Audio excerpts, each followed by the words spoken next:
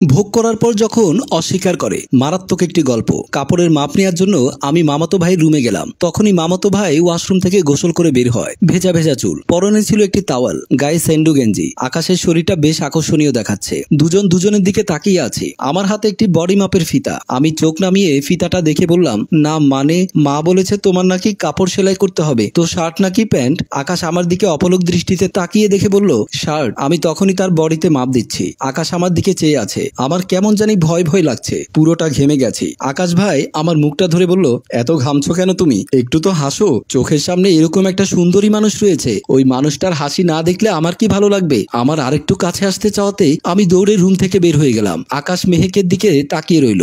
আমি আমার রুমে গিয়ে আয়নার সামনে দাঁড়িয়ে নিজেকে দেখছি। কেমন জানি একটু অদ্ভুত লাগছে। সেই মুহূর্ত কেমন জানি খারাপ লাগছিল, আবার অনেক ভালো লাগছিল। কিন্তু কেন এমনটা হচ্ছে? তাহলে কি আমিও আকাশ ভাইয়াকে মন থেকে চাচ্ছি? ওনার কাছাকাছি কেন যেতে ইচ্ছে করছে? ধুর, কিছুই বুঝছি না কি যে হচ্ছে আমার সাথে সব। রাতে আকাশ তার রুমে বসে বসে মোবাইলে কি যেন করছে। এমন সময় আমি আকাশের রুমে গেলাম। ওনার কাছে গিয়ে পেছন থেকে একটি শার্ট বের করে বললাম, ভাইয়া এই শার্টটি তোমার জন্য। আকাশ ভাইয়া মোবাইলটি রেখে আমার দিকে তাকিয়ে বলল, ও ভাইয়া একটু পরে দেখবে না, দাও। বলে আকাশ ভাইয়া উঠে আমার থেকে শার্টটি হাতে নেয় আর ওনার গেঞ্জিটা খুলে। ওনার গেঞ্জি যখন খুললো আমি তার বডির দিকে তাকিয়ে রইলাম। সুন্দর সুঠাম দেহ, ভাইয়া শার্ট পরে বোতাম লাগাচ্ছে। ভাইয়া আমার দিকে ফিরতেই আমি অন্যদিকে তাকিয়ে রইলাম। ভাইয়া আমাকে বলল, দেখ তো আমাকে কেমন লাগছে?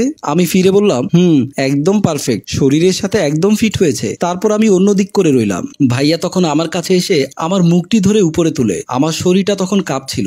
ভাইয়া তার ঠোঁটগুলো আমার ঠোঁটের কাছাকাছি নিয়ে আসে। তখন আমি চোখ বন্ধ করে ফেলি। আর ভাই আমাকে মনের অজান্তে কখন যে কিস করে ফেলেছে নিজেও জানি না। আমি আর থাকতে না পেরে ভাইকে জড়িয়ে ধরলাম। আকাশ মেহেকের মায়ের সাথে সোফায় বসে কথা বলছে। ফুফি আমি চলে যাব। ফুফি বলল, এসেছিস যখন আর কয়েকদিন থাক। তো বাবা বিয়ে কখন করবি? বিয়ের কোনো প্ল্যান আছে কিনা? ফুফি দেখি কি করা যায়। বাবা মা আমাকে বিয়ের জন্য খুব প্রেসার দিচ্ছে। হ্যাঁ রে, আমার ছেলেটা তো কোনো দিক দিয়ে খারাপ না, তোর জন্য সব থেকে সুন্দরী মেয়েটা আনতে হবে। তখনই আমি তাদের পাশে গিয়ে বসলাম এবং বললাম, বিয়ে তো করবেই, স্পেশাল মানুষের জন্য স্পেশাল মেয়ে দরকার। একদম। ফুফি বলল, তো বাবা আকাশ তোমার কি কোনো পছন্দের মেয়ে আছে? না ফুফি, আমার এমন কেউ নেই, তোমরা যেটা পছন্দ করবে সেটাই। আকাশ ভাইয়ের কথা শুনে আমার মনটা ভীষণ খারাপ হয়ে গেল। মা বলল, তোর জন্য আমি মনে মনে একটা মেয়ে ঠিক করে রেখেছি, আমার জায়ের মেয়ে। ও খুব ভালো একটা জব করে, মেয়েটি সুন্দরী। তখনই আমি বললাম, হ্যাঁ তোমার জায়ের মেয়ে তো অনেক সুন্দরী, কিন্তু ও যে বসের সাথে ফষ্টি নষ্টি করে সেটা শোনোনি? মা তখনই আমাকে ধমক দিয়ে বলল, চুপ কর তো মেহে, তোকে বড়দের মাঝে কথা কে বলতে বলেছে? যা এখান থেকে যা। আমি মন খারাপ করে সেখান থেকে চলে যাওয়ার সময় আকাশের চেহারার দিকে তাকিয়েছিলাম। উনি আমার দিকে তাকিয়ে থাকে। আমি সেখান থেকে চলে যাই। একদিন পর আমি ভাইয়াকে ছাদের এক কোণে নিয়ে গিয়ে কান্না করতে করতে বললাম, প্লিজ ভাইয়া আমি তোমাকে ছাড়া থাকতে পারবো না, তুমি একটু বোঝার চেষ্টা করো, আমি তোমাকে অনেকটা ভালোবাসি, আই লাভ ইউ ভাইয়া। আকাশ ভাইয়া আমাকে বলল, তুমি বোঝার চেষ্টা করো, আমার বাবা তোমার মা এসব কখনোই মেনে নেবে না। এখন আমার করার কি আছে তুমি বলো? আমরা কি বাবা মায়ের অবাধ্য হতে পারবো? আমি এসব কেয়ার করি না, তোমাকে না পেলে আমি বাঁচবো না, এই জীবন আমি রাখতে পারবো না। তুমি যদি এভাবে ভেঙে পড়ো, এভাবে কান্না করো, তাহলে সবাই জেনে যাবে। প্লিজ তুমি একটু শান্ত হও। আমি চোখ মুছে বললাম, শান্ত আমি তখনই হব যখন তোমাকে না পেয়ে আমি পৃথিবীর মায়া ত্যাগ করব। এই বলে আমি সেখান থেকে কান্না করতে করতে চলে আসলাম। আকাশ কি করবে না করবে বুঝতে পারছে না, সেও মেহেকের পিছে পিছে চলে গেল। সবাই ডাইনিং টেবিলে ডিনার করে বসে আছে। মা, আকাশ ভাইয়া, আমার মামা ও মামার ছোট ভাই ছেলে আরিফ ও আমি। মামা বলল, তো বোন তুই যে মেয়েটার কথা বলেছিস তারা কি আমাদের ছেলেকে মেনে নেবে? মা বলল, ও মা মেনে নেবে না মানে? ওরা তো এরকম একটা ছেলে খুঁজছে। আমি আকাশ ভাইয়ের চোখের দিকে তাকালাম। ভাই আমার দিকে চোখের কোনা দিয়ে তাকিয়ে আছে। আরিফ বলল, কতদিনে বাড়িতে একটা ভাবি পাবো। আমি আর এসব কথা সহ্য করতে না পেরে সেখান থেকে চলে গেলাম। ওরা সবাই বিয়ের কথা বলছে।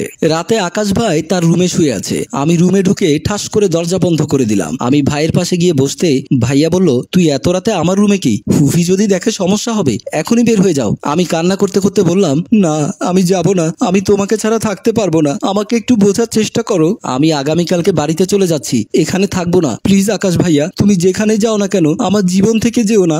দেখো মেহেক, এটা কখনোই হয় না, আমি বাবার মুখের উপরে কথা বলতে পারবো না। আমি আকাশ ভাইয়াকে জড়িয়ে ধরে কাঁদতে লাগলাম। আকাশ ভাইয়া আমাকে ছাড়িয়ে নিয়ে বলল, আচ্ছা ঠিক আছে তুমি আর কান্না করো না, আমি প্রমিস করছি আমি অন্য কাউকে বিয়ে করবো না তোমাকে ছাড়া। তবে এখন রুম থেকে বের হয়ে যাও, আর এইসব কথা এখন কাউকে বলবে না। আমি ভাইয়ার কথা শুনে চোখ মুছে সেখান থেকে চলে গেলাম। প্রায় 2 বছর হয়ে গেল মেহেক তার রুম থেকে বের হয় না। সে উন্মাদের মতো ব্যবহার করে, নিজের কামড় নিজেই খায়, চুলগুলো এলোমেলো, এক প্রকার পাগল বললেই চলে।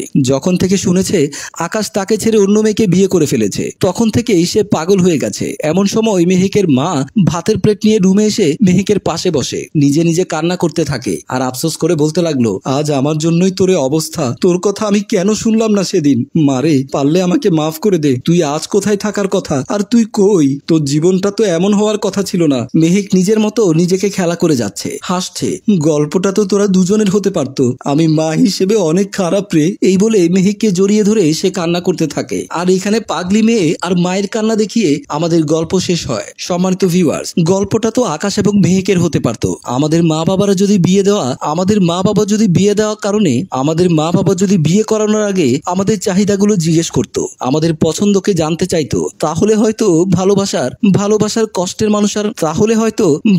কষ্টে মানুষগুলো আর পাগল হতো না। তাই ছেলে মেয়েদের ইচ্ছেগুলোকে প্রাধান্য দিন। গল্প ভাবনা ও পরিচালনায় হাশেম রাজু, প্রযোজনায় FA নয়ন চৌধুরী। গল্পটি ভালো লাগলে লাইক, কমেন্ট, শেয়ার করে সাথেই থাকুন। ধন্যবাদ।